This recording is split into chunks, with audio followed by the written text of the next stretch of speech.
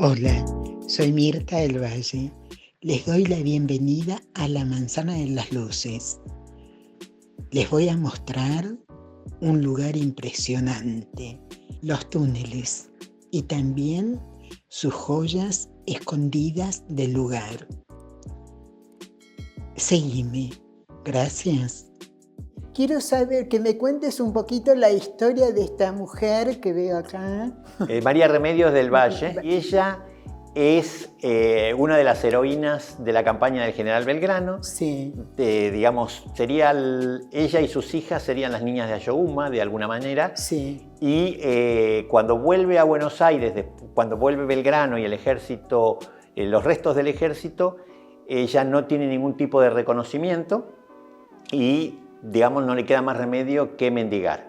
En algún momento presenta un recurso, el general Viamonte la defiende en la legislatura, en el espacio, digamos, que está hoy en día acá también en La Manzana, pero se le dice que no hay fondos, pero luego Rosas le asigna una pensión, le asigna un grado en el ejército y, de hecho, incluso muere, si no recuerdo mal, con el grado de sargento. Sí, cobrando pensión. Lo interesante es que es un personaje que estuvo vinculado a un lugar muy cercano a la Manzana de las Luces, que es la iglesia de Santo Domingo. Y esto es muy recomendable para la gente que le gusta la literatura. El único cuento que escribe Sábato, como cuento, digamos, como obra muy corta, que se llama 20 de junio de 1820, que es la fecha en que fallece el general Belgrano, se refiere a la presencia de esta mendiga en el atrio de la iglesia contando la historia del general Belgrano, sin percibir que por detrás de ella pasa el cortejo fúnebre. ¡Qué interesante! Es fascinante. Muy lindo. Y escrito como Sábato. Bueno, vamos a recorrer otras cosas de este hermoso lugar.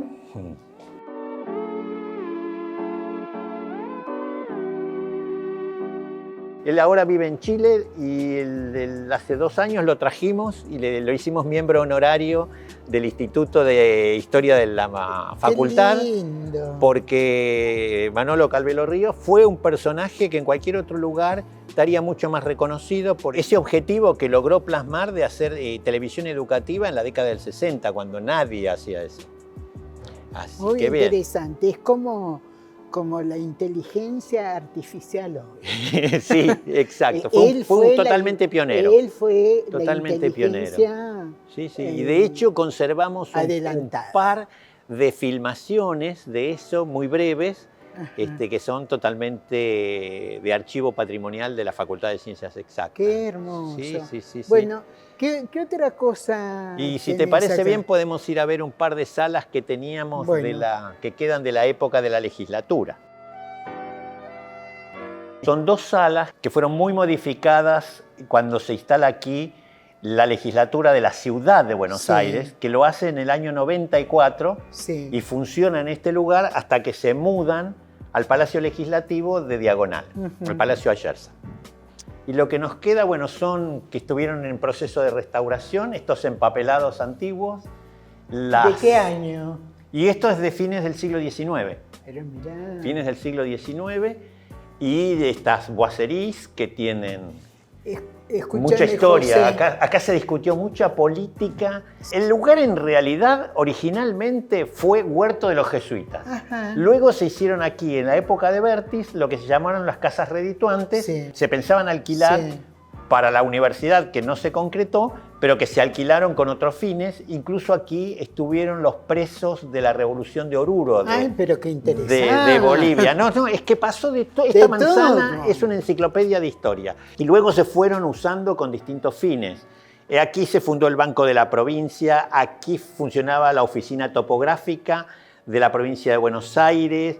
En todas estas casas sobre este frente y sobre Moreno hubo decenas de instituciones. La Dirección de Escuelas, que funda Sarmiento, que después es Consejo de Educación, la administración de la vacuna, que fue importantísimo cuando en Buenos Aires se empieza a trabajar el tema de sanidad a fines del 18, principios del 19, que aparece la figura señera de Saturnino Segurola con el tema de la vacunación antivariólica, que ahora está de nuevo de moda con el tema de que está apareciendo lo de la viruela del mono. Sí, quiere decir que este lugar, la Manzana de las Luces, es la cuna de la cultura, de la ciencia, de la medicina de Argentina. Sí, yo tengo una frase que a veces uso que digo, Manzana de las Luces, cuna de próceres y madre de instituciones.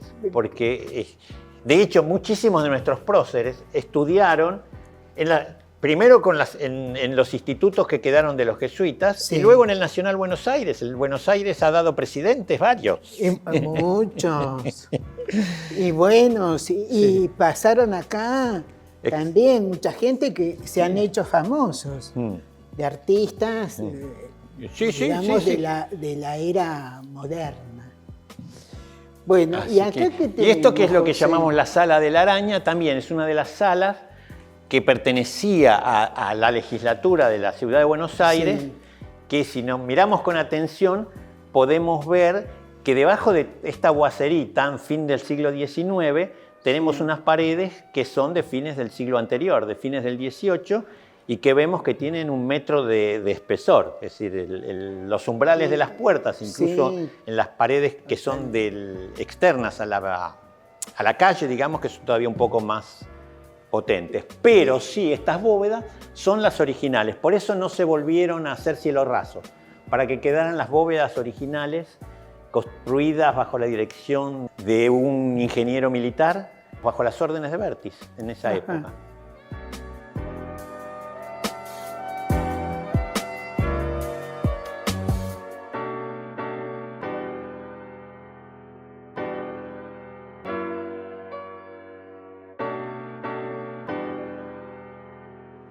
Aquí está esta maqueta que en realidad es una reconstrucción de la situación actual.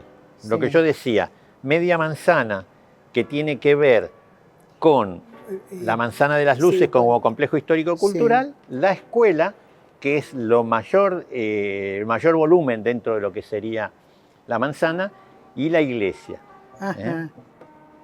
que fue San Ignacio de Loyola, de la Compañía de Jesús. Todos los jueves daba misa acá a Bergoglio.